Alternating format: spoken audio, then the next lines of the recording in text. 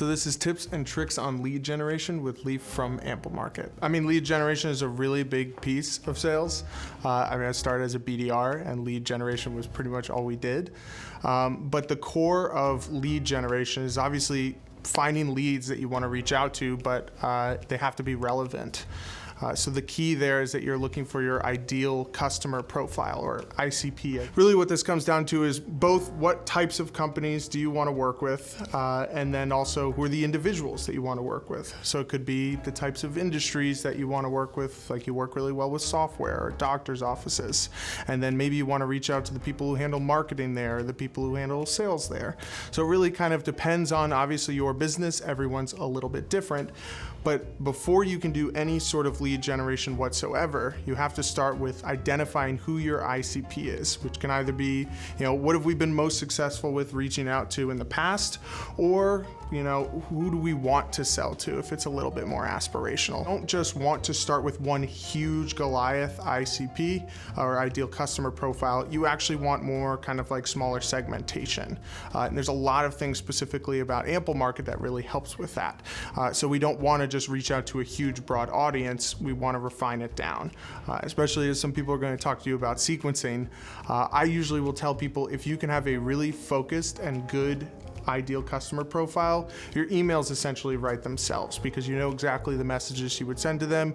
Just the characteristics of those individuals will populate a majority of the email, and you really don't need to overthink it. And keywords on the person side is, I think, even cooler, because if you've ever spent any time on LinkedIn, you'll know that that about section is really kind of a brag board, but people get incredibly personal. So even though LinkedIn is very professional, that about section is very personal. So you'll see people talk about their hobbies. They like baking, they like fishing, they like sports cars, Cuban cigars.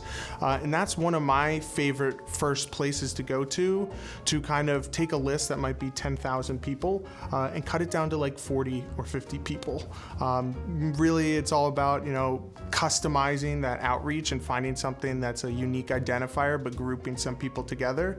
And it really goes well with our strategy of, scaling that one-to-one personalized communication, but going to 1 to 30, 1 to 40, 1 to 50.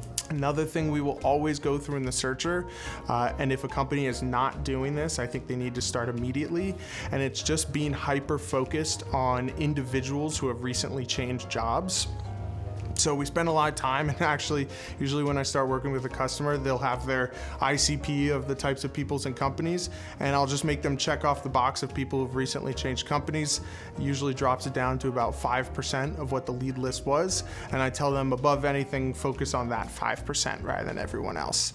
That period of time, and if you can identify the people who are changing jobs, that transition is a really important time.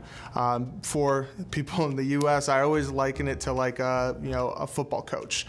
When a new American football coach comes in, the draft's coming up, they want to draft their own players, they want to fire people, hire people, they want to put their fingerprints on things.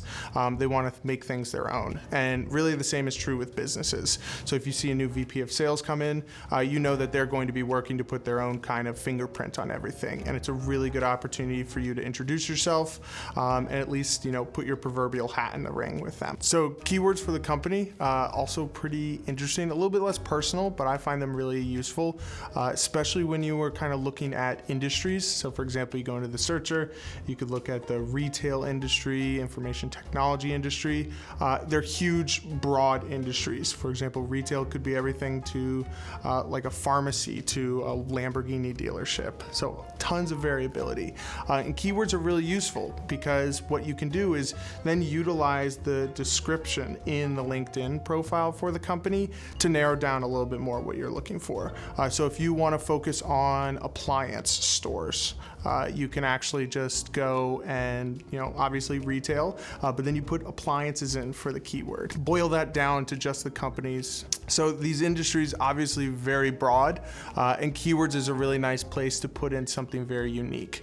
So since it's pulling from the description of that LinkedIn profile, putting a keyword in there lets you kind of take it down from just retail to now you can focus on appliance stores by putting appliances in there.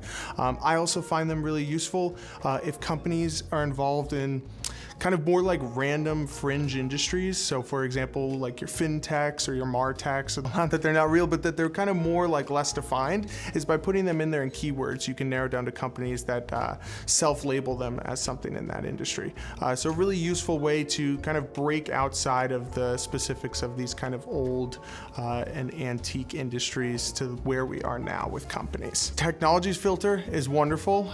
Technology is actually really cool. What it does is it pulls the actual software or technologies or Technographics, which I just learned is a portmanteau. Technologies is essentially a way for you to discover what other companies are using. Traditionally, there's two schools of thought for why you would use technologies in the searcher. It's either I want to identify a company using a software that I work really well with, play nice with, a partner, or someone that is a competitor. So we're going to engage in a competitive conversation, and we kind of want to narrow down to people who are using that competitor. Obviously, the reason for using the competitor side is traditionally in sales, if somebody's using one of their competitors, they're already qualified, they already have budget, and they clearly had a problem that was worth spending money on to fix. So they usually rise up the ranks as far as people you want to talk to. But technologies, you can put in the specific technology that you're looking for. There's even a box to check to see if you want to see if it's about to recently expire. So coming from experience in an industry where it was annual contracts, you really don't want to reach out to them the month after they sign a new contract. Doesn't matter if you have the best thing since sliced bread, you're not going anywhere. With technologies, especially in the B2B space, I find there's really two key areas that you're going to use this. One is to identify companies that you either partner or play really nice with, or the other side is going to be we have a competition with them. Or when I start working with people, a lot of people will have an idea of what their ICP is, but we'll always do a little bit of a workshop of actually finding your ICP or ideal customer profile. And really what this comes down to is the exact persona of individual at the exact company that you want to work with.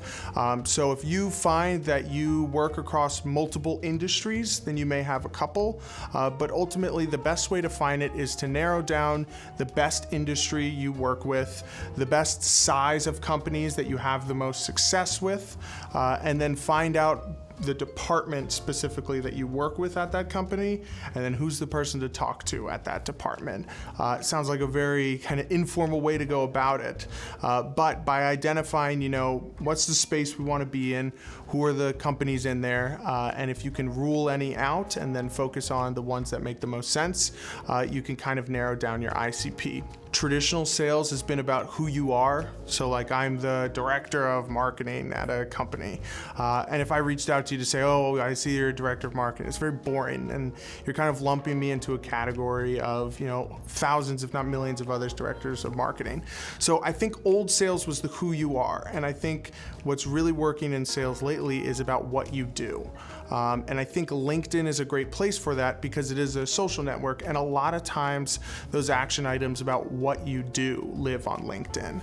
So whether or not you're interacting with content, creating content, following pages, joining events, all of these are activities that doesn't matter your title, your job, or your company, they're specific to you.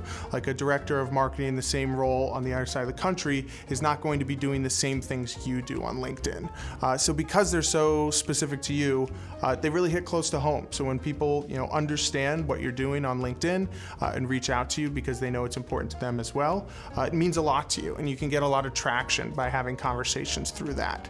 And using Amplemarket and LinkedIn is a great way because really what we do is we give you the means to take those interactions and really extract them for usage. A lot of people always say, well, where am I going to find these posts? And what I'll tell them is if the conversation is either something that is critical to your ICP, where whatever people are discussing is the pain point they're going through, or if you just know it's the type of place that that your individual ICP is going to live, like what their interests are, then you know that they're kind of going to live on a post like that. That's a great place to start. Every so often you get really lucky and you get a home run.